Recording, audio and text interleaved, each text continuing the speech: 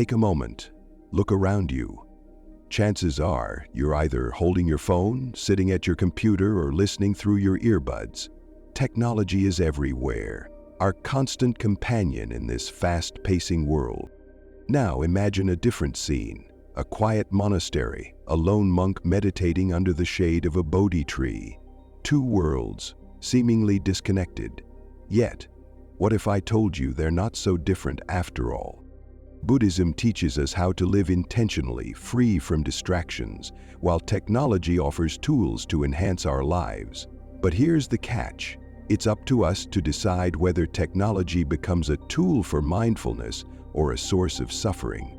In today's video, we'll explore how ancient Buddhist wisdom can guide us through the chaos of the digital age. Stay with me. It might just change the way you look at your phone, and perhaps the way you live your life. Picture this. You're scrolling through social media. A notification pops up. You open it, then another. Before you know it, an hour has passed, and you're not even sure what you were looking for. In Buddhism, there's a concept called dukkha, often translated as suffering or dissatisfaction. It's the feeling of always wanting more but never feeling fulfilled. Sound familiar? Brief. Our digital devices are masterful at feeding this cycle. Notifications, likes, endless scrolling. They're designed to hook us. But the Buddha taught us that freedom comes from awareness, from stepping back and observing. So here's your first life lesson. Practice mindfulness with your devices.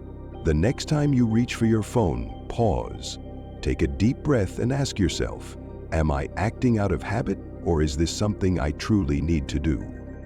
Mindfulness isn't about rejecting technology, it's about using it wisely, with intention. Because when we reclaim our focus, we reclaim our lives. There's a famous Buddhist parable about a man who needs to cross a river.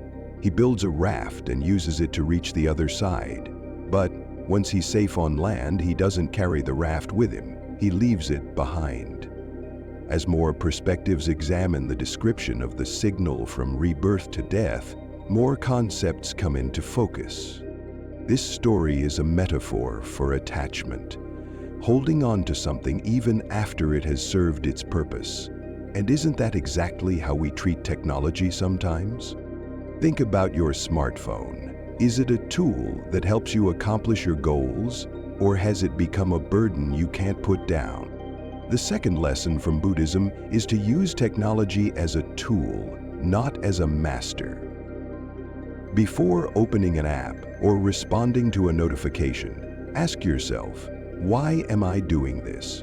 What purpose does it serve? Set boundaries. Use apps that enrich your life and delete those that drain your energy. Remember, technology is here to serve you, not the other way around. In Buddhism, silence isn't just the absence of sound. It's a space where clarity and insight can emerge. In our noisy, tech-driven world, creating moments of digital silence can be just as transformative. What does that look like?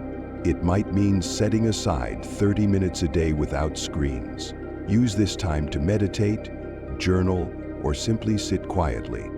The Buddha once said, "Better than 1,000 hollow words is one word that brings peace."